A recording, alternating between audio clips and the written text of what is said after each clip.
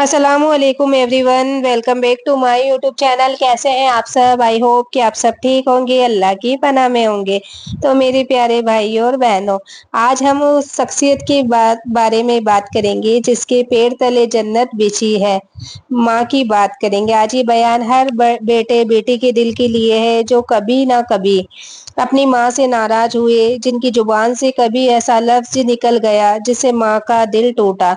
आज का ये बयान उन लोगों के लिए है जो सोचते हैं कि उनकी तकदीर नहीं बदलती, लेकिन भूल जाते हैं कि तकदीर बदलने की चाबी सिर्फ माँ की दुआओं में छुपी होती है।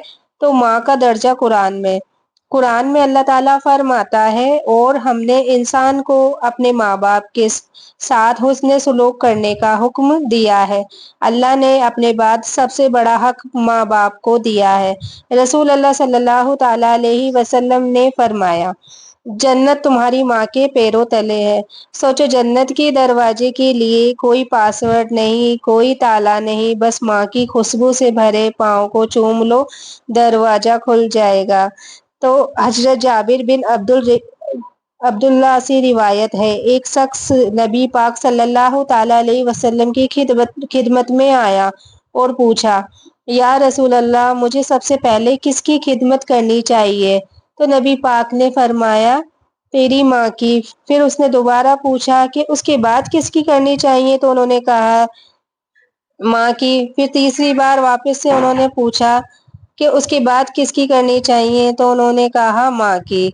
ऐसे ही चौथी बार जब उन्होंने पूछा कि किसकी करनी चाहिए, तो उन्होंने कहा कि बाप की, यानी माँ का हक बाप से 3 गुना ज्यादा है।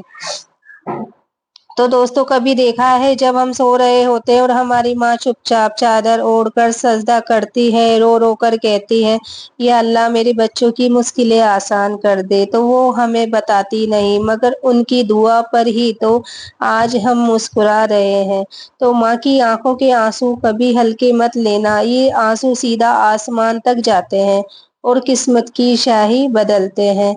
तो आज ही माँ को कॉल कीजिए या उनके पास जाइए और कहिए कि मेरे लिए दुआ कर दीजिए। अगर माँ जिंदा नहीं तो कोई बात नहीं, उनके लिए ये दुआ कीजिए, या अल्लाह मेरी माँ की कब्र को जन्नत का बाग बना दे, उनके सारे गुनाह माफ कर दे और हमें उनकी खिदमत करने वाला बना दे। तो हर नमाज के बाद कम से कम एक बार रब्बिरहम्मु कमा रब्बियानी सगीरा पढ़िए। तो एक गरीब लड़का था जो दिन रात मेहनत करता, लेकिन कामयाबी नहीं मिलती थी। वो परेशान होकर एक आलिम के पास गया और कहा, हजरत मेरी मेहनत रंग क्यों नहीं ला रही है? आलिम ने पूछा, क्या तूने कभी अपनी माँ से दुआ करवाई? लड़के ने कहा, नहीं, मैं समझता था मेरी मेहनत ही काफी है। तो आलिम ने कहा, जा पहले अपनी माँ से दुआ ले। लड़का अपनी माँ के पास गया, रोते हुए उसके पांव पकड़े और बोला कि माँ मेरे लिए दुआ कर दो। माँ की आंखों से आंसू गिरे और उसने कहा, ये अल्लाह मेरे बेटे की मेहनत रंग लाए। तो कुछ ही महीनों में उस लड़के की हालत बदल गई, रोजगार खुल गया, खुशियां लौट आई। तो दोस्तों, ये दुनिया की सच्चाई है कि दूसरों की दुआ पर शायद फरिश्ते आमीन कहें, लेकिन माँ की दुआ पर सारे आसमान के दरवाजे खुल जाते हैं। अगर आप अपनी तकदीर बदलना चाहते हैं तो पैसे कमाने से पहले माँ के दिल को जीत लीजिए। हम अक्सर अपने दोस्तों, दुनिया और काम में इतने मशगूल हो जाते हैं कि भूल जाते हैं कि घर के कोने में कोई हमारे लिए अपना सब कुछ कुर्बान कर रहा होता है। वो जो थक जाती है लेकिन कभी कहती नहीं, वो जो अपनी जरूरतों को भूलकर हमारी ख्वाहिशों को पूरा करती है, वो है हमारी माँ। तो वाकई हजरत उवैस अल करनी का तारीख में एक नाम आता है, हजरत उवैस अल करनी रहमतुल्लाह अलैह। उन्होंने नबी पाक को कभी देखा नहीं, लेकिन उनका नाम सुनकर ही दिल से मोहब्बत कर बैठे।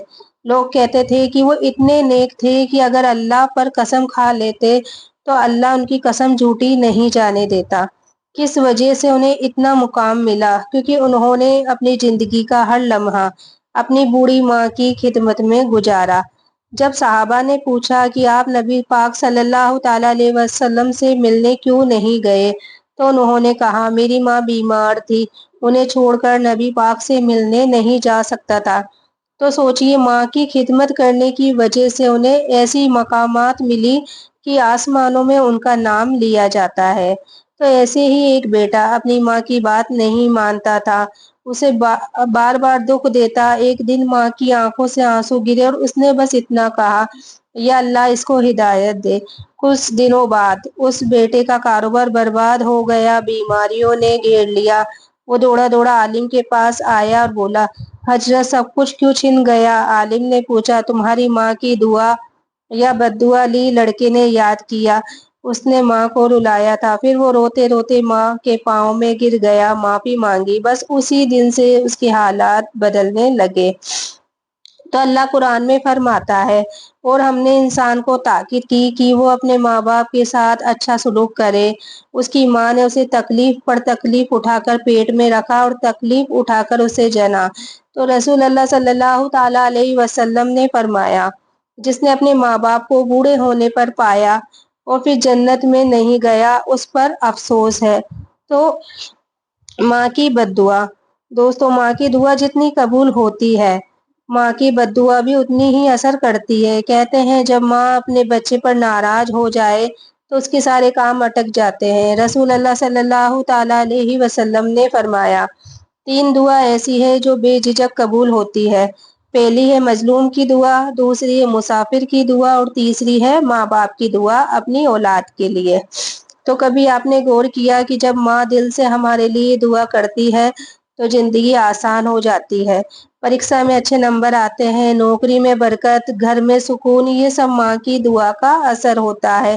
اگر آپ چاہتے ہیں کہ آپ کی زندگی آسان ہو جائے تو روز ماں کے ہاتھ چومیے، اس کے لیے نماز کے بعد دعا کیجیے، انہیں کبھی اکیلا محسوس نہ کرائیے، ان سے کبھی بھی بدتمیزی بھری ہوئی باتیں نہ کیجیے۔ اگر ماں زندہ ہے، ہر نماز کے بعد ان کے لیے یہ دعا پڑھے، ربی ارحمہما کما ربیانی صغیرا۔ اگر ماں اس دنیا میں نہیں، ہر جمعے کو ان کی قبر کی فاتحہ کرے، ان کے نام پر صدقہ دے۔ تو جس گھر میں ماں ہنستی ہے وہاں رحمتیں برستی ہے، اور جس گھر میں ماں روتی ہے وہاں سے برکت چلی جاتی ہے۔ تو ماں کی محبت کو ہلکے میں مت لو۔ اگر تم نے جنت کی خواہش رکھی ہے تو ماں کے چہرے پر مسکان لاؤ۔ ماں کے پیروں کی مٹی بھی جنت کی خوشبو رکھتی ہے۔ ماں کی دعا زبان سے نہیں دل سے نکلتی ہے اور آسمان تک پہنچتی ہے۔ تقدیر بدلنی ہے تو ماں کے پاؤں چھو لو۔ اگر آپ کی ماں زندہ ہے تو ان کے لیے کمنٹ میں آمین ضرور لکھنا، اگر نہیں ہے تو یا اللہ میری ماں کو مغفرت فرما یہ لکھنا، اور اس بیان کو ہر بیٹے بیٹی تک ضرور پہنچانا۔ آج کے لیے اتنا ہی، ملتے ہیں اگلی ویڈیو میں، تب تک کے لیے اللہ حافظ۔ دعاؤں میں یاد رکھنا اور آپ لوگ اپنا خیال رکھنا۔